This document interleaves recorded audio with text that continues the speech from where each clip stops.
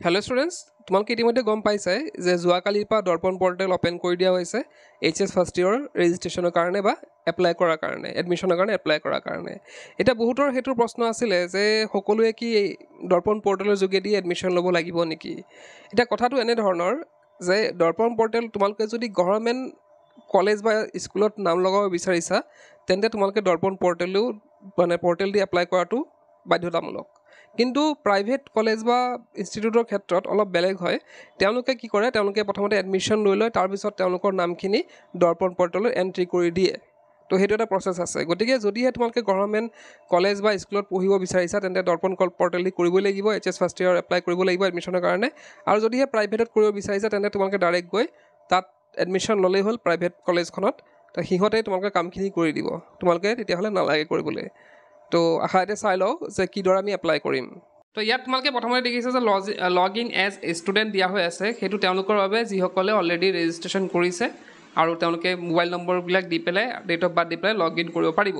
সেইটো কথা পিছত আগতে আমি ডিছকাছ কৰোঁ যে একেবাৰে ফাৰ্ষ্ট যিসকলে এতিয়ালৈকে কৰা নাই তেওঁলোকে কিদৰে ষ্টাৰ্ট কেনেকৈ কৰিব। তলত দেখিছা don't have account, click here to register a new account. তো এই ক্লিক হিয়াৰত বটনত তোমালোকে ক্লিক কৰিবা।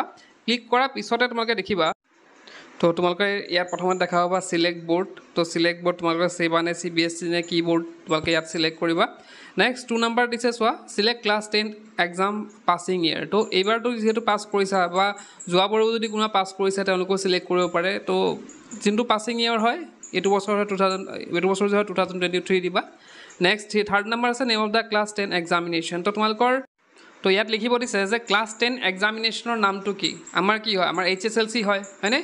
এতিয়া যদি আছাম হাই মাদ্ৰাছা আছে, কোনোবাই হাই মাদ্ৰাছাত থাকিলে AHM লিখিব লাগিব, আৰু HSLC হ'লে HSLC লিখিব লাগিব। এতিয়া 4th নম্বৰ দিছে ৰোল অফ ক্লাছ 10 এক্সাম। তো তোমালোকৰ এডমিটত আছে দেখিছা নহয় তোমালোকৰ ৰোলটো।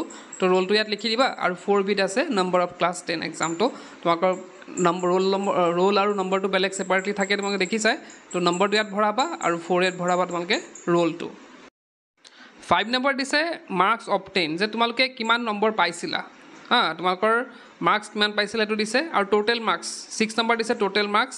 এতিয়া 6 নম্বৰ যোনটো টোটেল মাৰ্কছ দিয়া হৈ আছে সেই টোটেল মাৰ্কছ মানে হৈছে তোমালোকৰ এক্সামটো কিমান মাৰ্কছৰ আছিলে।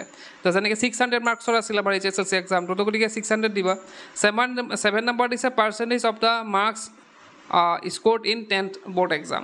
তো তোমালোকে পাৰ্চেণ্টেজ কিমান হ'ল তোমালোকৰ এক্সামটো দি পেলাই HSLC এক্সামত পাৰ্চেণ্টেজটো কিমান ইয়াত তোমালোকে ভৰাব লাগিব।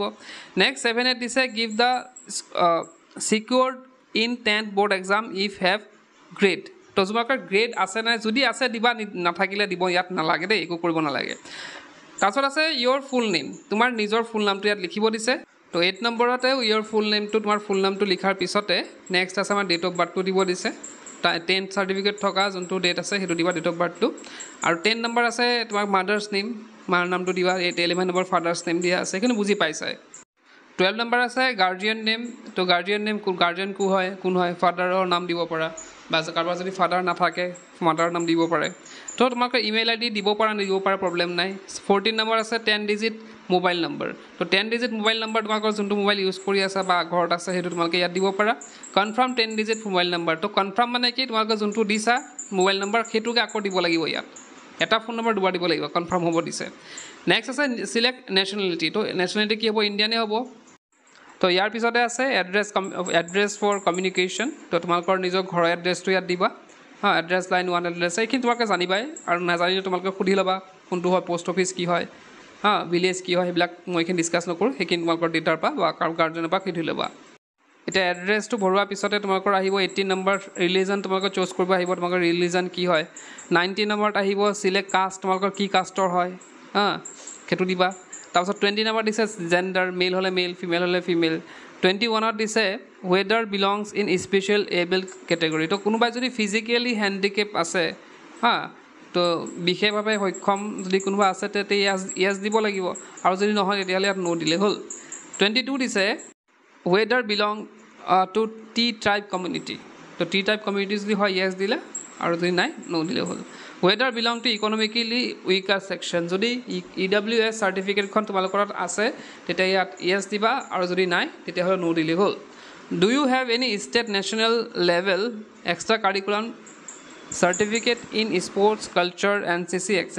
যে তোমাৰ যদি কোনো ধৰণৰ এক্সট্ৰা কাৰিকুলামৰ যদি কিবা চাৰ্টিফিকেট আছে স্পৰ্টছৰ হওক বা NCC হওক সেইখিনি থাকিলে তোমালোকে yes দিবা আৰু যদি নাই no দিলে হ'ল ইয়াৰ তাৰপিছত আহিলে 25 আপলোড ৰিকুৱাৰ্ড ডকুমেণ্টছ তো ডকুমেণ্টছ কিছুমান তোমালোকে আপলোড কৰিব লাগিব ইয়াত দিছে your upload passport size photo minimum size 1 MB তো তোমাকে পাসপোর্ট ফটো এটা আপলোড কৰিব লাগিব ইয়াতে আৰু সেইটো MB কিমান হ'ব লাগিব মিনিমাম 1 MB হলে হ'ল আৰু ম্যাক্সিমাম সৰি দেই 1 MB ম্যাক্সিমাম হ'ব লাগিব 1 মিনিট কে বেছি হলে কিন্তু আপলোড নহয় সেইটো কোন ধ্যান দিবা নেক্সট আছে upload 10th marksheet minimum size 1 MB তো তোমাকৰ 10th মার্কশিটটো এটালৈকে হয়তো দিয়া নাই স্কুলসমূহত তোমালোকে অনলাইন যোনখন মার্কশিট ওলাইছে সেইখন দিলেও হ'ব তো সেইখনৰ সাইজ কিমান হ'ব লাগিব 1 MB কে তলত হ'ব লাগিব এটা ইমেজ আপলোড দিয়াৰ পিছতে ইয়াত আছে 4 digit login pin your choice তো তোমালোকে পিন দিব লাগিব ধৰা তোমালোকে ধৰা পাসওয়াৰ্ড যে দিয়ে যেনেকৈ মোবাইলত দিয়ে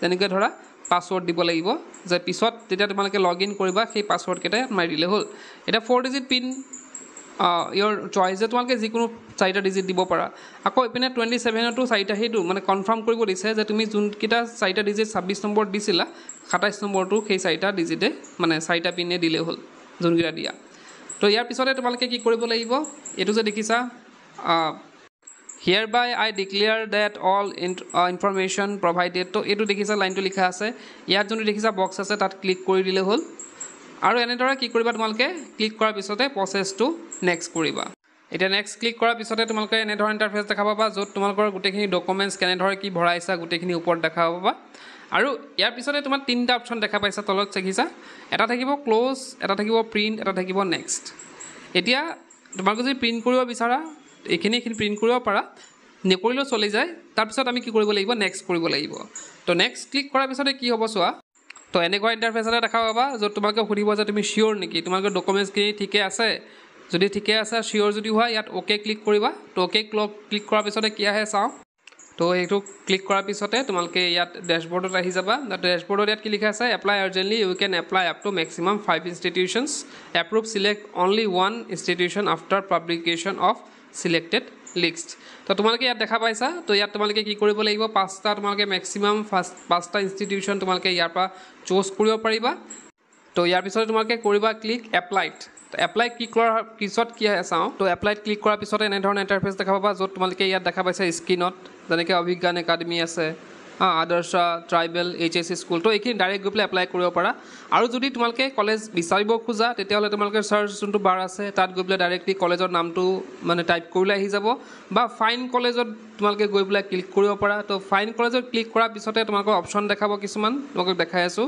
তো ফাইন কলেজত গৈ পেলাই তোমালোকে ইয়াত তোমালোকৰ ডিস্ট্ৰিক্ট চুজ কৰিব আহিব তো তোমালোকে ইয়াত পাৰ্টিকুলাৰ ডিস্ট্ৰিক্ট এখন চুজ কৰিব পাৰা তো ইয়াৰ পিছতে অপচন আহিব ষ্ট্ৰীম চুজ কৰা তোমালোকে আৰ্টছ লবা নে কমাৰ্চ লবা নে সায়েন্স লবা ইয়াত তোমালোকে চুজ কৰিব পাৰা এটা যিকোনো এখন কলেজ চুজ কৰাৰ পিছতে তোমালোকে লেফট সাইড দেখিবা যে বেসিক প্ৰফাইল আহিব সেই কলেজখনৰ বিষয়ে ডিটেইলছ কন্টাক্ট নম্বৰ গোটেইখিনি পাই যাবা আৰু নেক্সট আছে এবাৰ ভিউ আৰ্টছ ষ্ট্ৰীম ডিটেইল তো মই ধৰিছো মই আৰ্টছ ষ্ট্ৰীম কলেজ এখন চুজ কৰিছো তো আৰ্টছ ষ্ট্ৰীম ডিটেইলত যদি আমি চাও কি হয় তো আৰ্টছ ষ্ট্ৰীমত গৈ যদি আমি এপ্লাই আৰ্টছ ষ্ট্ৰীম কৰো আমি ইয়াক আমাৰ নিজৰ সাবজেক্টবিলাক চুজ কৰিব লাগিব যেনেকৈ ইয়াত কোৰ 1 টো ইংলিশ থাকিব কোৰ 2 ত আসামিজ বা অল্টি ল'ব পাৰা তোমালোকে আৰু ইলেক্টিভ মানে কি ল'বা তোমালোকে ইকনমিক্স ইয়াত সোৱা তোমালোকে এক্সাম্পল হিচাপে দিয়া আছে economics advance Assamese history geography দিয়া আছে তো তোমালোকৰ নিজৰ মন পছন্দৰ যিবিলাক সাবজেক্ট লোৱা তেনেকৈ তোমালোকে সিলেক্ট কৰি ল'ব পাৰিবা আৰু তলতে চাবা তোমালোকৰ সিলেক্ট ল্যাঙ্গুৱেজৰ সিলেক্ট মিডিয়ামৰ এটা অপচন আছে তো তাত গৈ তোমালোকে নিজৰ মিডিয়াম আসামিজ ল'বা নে ইংলিশ ল'বা সেইটো তোমালোকে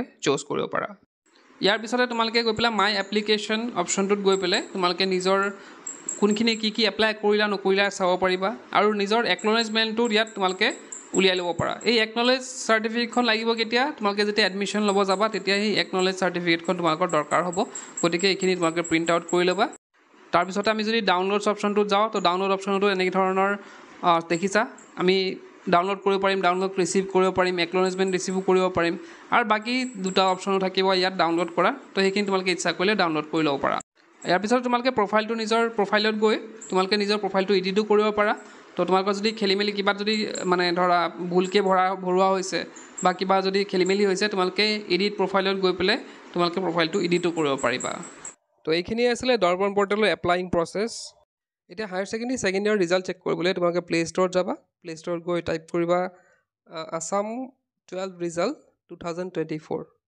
তো টাইপ কৰিলোঁ তাৰপিছতে আমাৰ যোনটো ফাৰ্ষ্ট এপ্লিকেশ্যন আছে 10 to 12 বৰ্ড ৰিজাল্ট সেইটো ক্লিক কৰিবা আৰু ইনষ্টল বটনটো ক্লিক কৰি দিবা তো আমাৰ চোৱা ডাউনলোড হৈ আছে এতিয়া তো ডাউনলোড হোৱাৰ পিছতে আমি কি কৰিম তাক অপেন কৰিম অপেন কৰাৰ পিছতে আমাৰ ইয়াত বৰ্ডটো সিলেক্ট কৰিব লাগিব আমি কি কৰিম আমি ডাইৰেক্টলি সিলেক্ট কৰিব পাৰোঁ বা আছাম বৰ্ড আমি টাইপ কৰিব পাৰোঁ তো আছাম বৰ্ডটো আমি সিলেক্ট কৰিম তো আছাম বৰ্ডটো সিলেক্ট কৰাৰ পিছত ক্লাছ 12 সিলেক্ট কৰিব লাগিব তাৰপিছতে তোমালোকৰ ইয়াত ইয়ৰ ৰিজাল্ট তাত ক্লিক কৰিবা তো তাত চেক ইয়ৰ ৰিজাল্ট আছে তাতে গৈ পেলাই তোমালোকে ৰিজাল্ট চাব পাৰা তো আজিৰ ভিডিঅ'তে শেষ কৰিলোঁ কি পইণ্ট আমি কেনেকৈ